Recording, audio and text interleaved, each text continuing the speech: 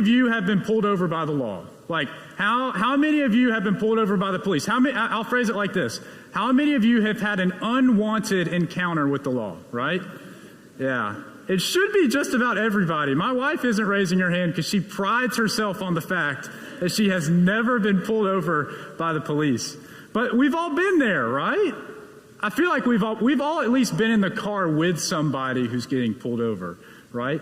And you know how it goes. It's horrible. You're driving along, and then all of a sudden you hear the siren chirp at you in the back if you didn't see it, and you look back and you see those red and blue lights right on your tail, and you pull over and you feel that pit in your stomach drop, and you feel your anxiety shoot up, and your hands begin to get a little sweaty. Like, even if you know it's not going to be that big of a deal, like even if you know you just rolled through the stop sign or whatever, and if you're like me, you just start to feel really guilty. I just start to feel really guilty, right? Sweaty and anxious. And they make that slow walk up to your car, that ginger, that stride up to your car, and they knock on your window and ID and insurance and all that, and they take all your stuff, and they go back to the car, and they look you up, and then they come back. And whether you were speeding, or whether you ran a stop sign, or whether your registration is out of date, or if you have no idea why you got pulled over, in that moment where that police officer comes back up to the window, every single person is hoping for the exact same thing. We're all hoping the same thing happens. You're praying, you're hoping that cop just hands you your ID back, hands you your insurance card back, tells you to have a nice day, rolls your window up, turns around, gets back in their car, and drives off. Isn't that what we're all hoping happens? We're just hoping that just this once, they're going to let us off the hook. That they're going to give us our stuff back, get back in their car, and let us go about our business. Do you know what we call that theologically? Do you know what we call that? What we are hoping for in that moment when we speak with language like church language? Grace. That's what we're hoping for in that moment. We're hoping for a little bit of grace. We're hoping to not get what we deserve, because it's in that moment of guilt where we feel exposed. We know that we're in the wrong. We know that we've been caught. There's a clear and present penalty for what we have done, and we probably knew about it before we made the decision to do it. And in that moment, you just hope all of that goes away. And you hope that police officer gets back in their car and leaves you alone. What we're craving in that moment is grace. This is how we define grace in the church. Grace is the undeserved, unearned, unearnable favor from God through Jesus Christ. That's how we would define it. We use that word a lot, and I think oftentimes we don't really throw a definition at you that you can sink your teeth into, but that about sums it up. Grace is the undeserved, unearned, unearnable favor from God through Jesus Christ. It's when God ought to be leaning away from us because of what we have done, God is instead leaning towards us despite what we have done. And I think we as a people, we crave grace. We want it. We need it. We yearn for it. But there's a threshold of grace. There's a point where there can be too much grace, where there can be so much grace that it starts to make us feel a little bit uncomfortable. And usually when that happens is when we see someone else receiving a level of grace that we don't think they really deserve. And when we see that, and we begin to feel a little uncomfortable, usually we say something. It's a phrase that I'm sure all of us have said. That's not fair. That's not fair. They don't deserve that. They didn't earn it. I did, but they didn't. And that's not fair. Our parable this morning that we're going to look at gives us a really challenging and a really uncomfortable illustration of grace. And it forces us, I think, as the reader, to face head on that question of fairness versus grace. So I want us to read it together. We're still in the Gospel of Matthew, and we're going to be reading verses 1 through 16. For the kingdom of heaven is like a landowner who went out early in the morning to hire laborers for his vineyard. After agreeing with the laborers for a denarius for the day, which was a day's wage, he sent them into the vineyard. When he was out and about around 9 o'clock, he saw others standing idle in the marketplace, and he said to them, "You also go into the vineyard, and I will pay you whatever is right." So they went. When he was out again about noon and about 3 o'clock, he did the same. And about 5 o'clock, he went out and found others standing around, and he said to them, "Why are you standing here idle all day?" They said to him, "Because no one has hired us."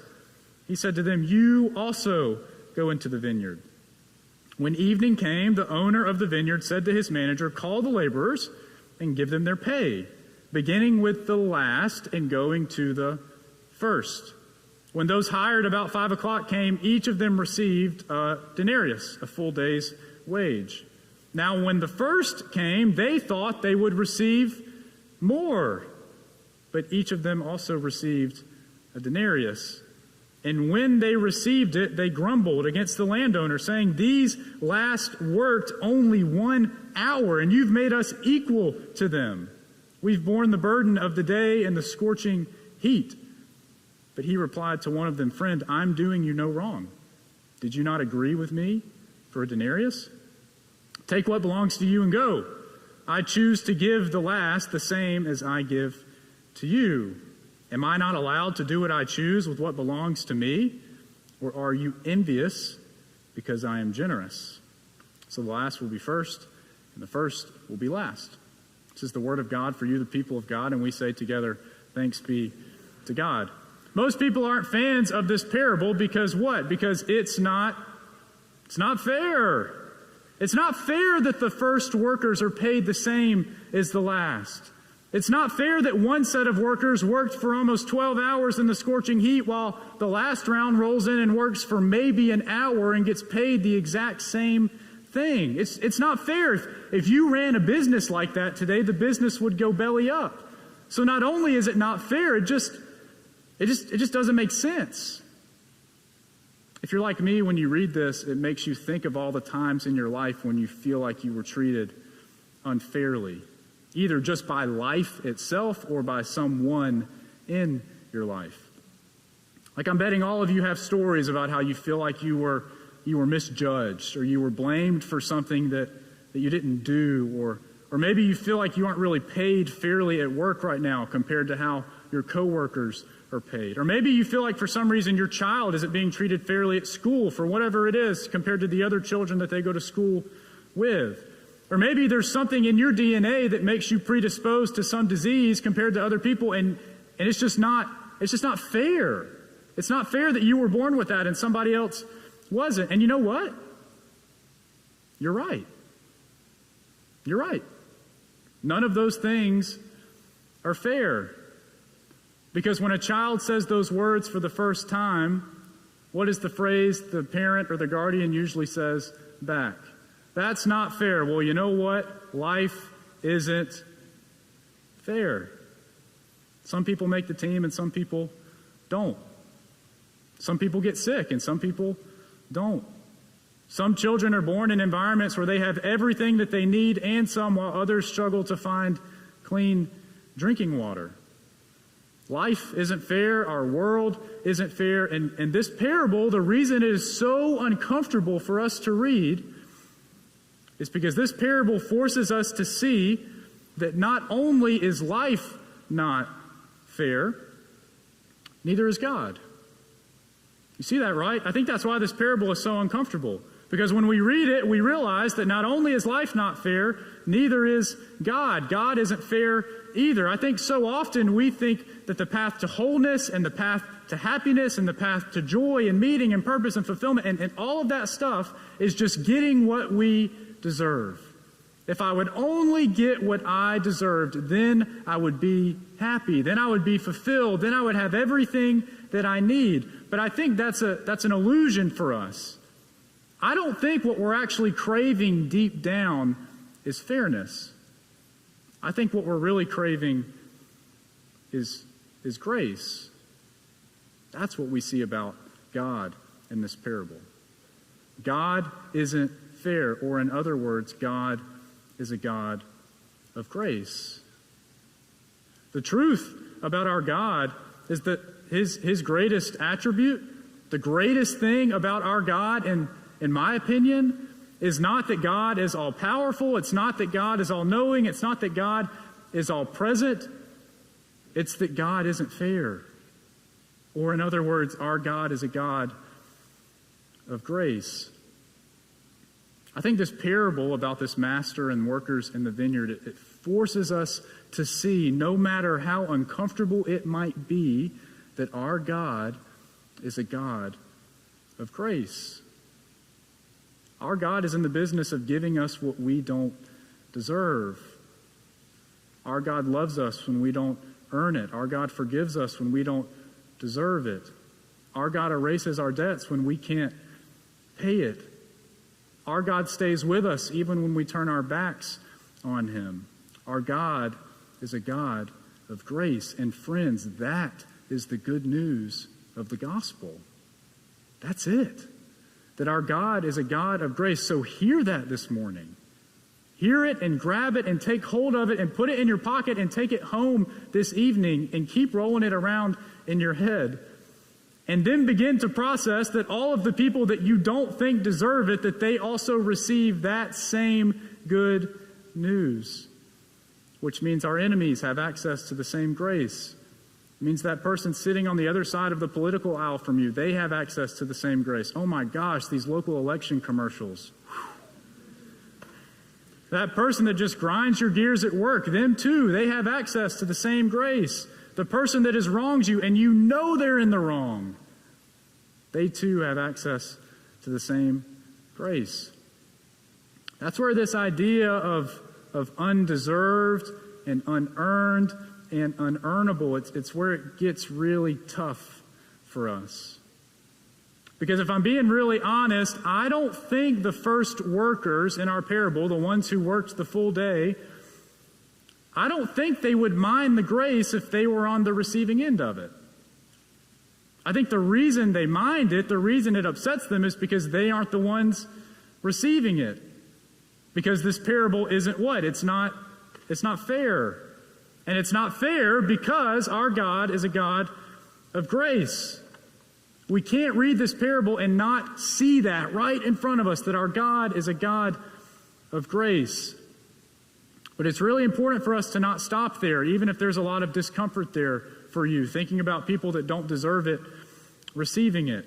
Because I think this parable also challenges us to not just be a people that realize that God is a God of grace, but be a people that are seeking to live it, to be a people that are a people of grace. Because if you think about it, it's one thing to accept that grace for yourself. That can be challenging enough to truly forgive yourself and to begin to see yourself in the mirror as you believe God sees you. It's another thing to watch others who you don't think deserve it receive it. That can be really challenging. But it's a whole other hurdle to try and be a person who's living it. It's a whole other challenge to try and be a people of grace. This past week, I was driving on 65, and there was a lane closure. And I don't remember if it was a wreck or if there was construction or whatever. I just know that I had somewhere to be. I think it was a little wreck. I just know I had somewhere to be, and there was, or maybe it was construction because there were cones. Anyway, it doesn't matter. I had somewhere to be, there was a lane closure, and you know what happens when there's a lane closure on the interstate. You realize that there are two types of people in this world, right? There are the people that realize there's going to be a lane closure. They see that first sign, they hit their brakes, and they ease over into the lane that they know is going to be open at the end. And then there's another type of person that hits the gas, jumps into the lane that's going to close, and gets as far up as they possibly can, and then tries to squeeze over in front of all the cars that did the right thing, right? You'll be pleased to know that your pastor is one of the people that hits the brakes and gets in the lane that's going to stay open, right? I'm proud to say that. I'm not going to ask you to raise your hands on that one. But if you want to see me angry, if you want to see me resentful, then you should be a fly on the wall when one of those other types of cars tries to merge in front of me when we finally get up to the point where the lane is actually going to close. And I was there this week. I was in that situation this week. I had gotten over when I was supposed to. We had gotten to the point where the lane actually closes, and sure enough, there were a couple cars that were waiting and trying to edge their way in front of everybody else. And I had really good reasons to not let those cars in. They didn't deserve it. I got in the lane that was open, and they didn't. I waited in line, and they didn't. I earned it, and they didn't. It wouldn't be fair for me to let them get in front of me. What about all the cars behind me that also waited in line? I'd be doing them a disservice, right? So I didn't let them in.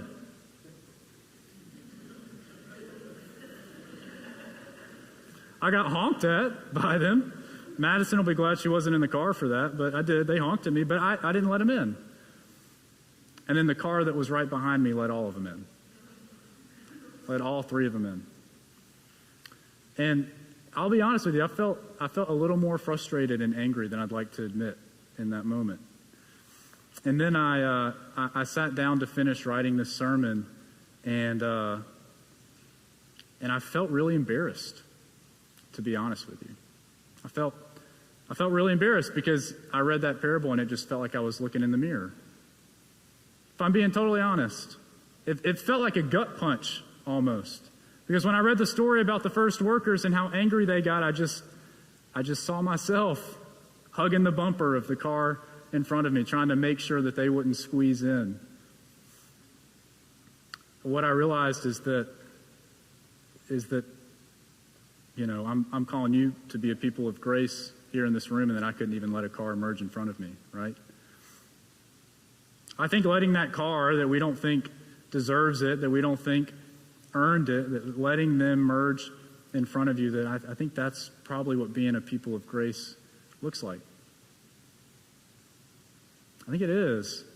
And my guess is that there's probably an area of your life where you can incorporate something like that. There's probably an area of your life where you can incorporate some of that grace. And you may be asking the question, well, why in the world would I want to do that? Because that doesn't sound fun. It sounds hard.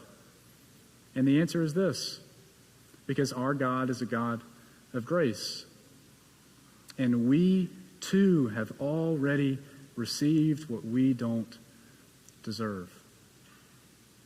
Because remember, those who showed up first got paid last. And those who showed up last got paid first. Because our God is better than fair. He's full of grace. Thanks be to God. Amen. Hey friends, I just wanted to take a moment and say thank you for tuning into our message this week in the gathering. We hope you found it meaningful and life-giving. As always, you're invited to join us for worship on Sunday mornings at 10 a.m., either in person here in the chapel or online. If you want to know more about who we are at Bluff Park United Methodist Church, you're invited to check out our website. There you'll find out who we are, what we have going on, and how you can be a part of it. As always, friends, if there's anything that we can do for you, you're invited to reach out to us. We are here to help you and support you in any way that we can. We hope that you're having a great week, and we look forward to seeing you soon.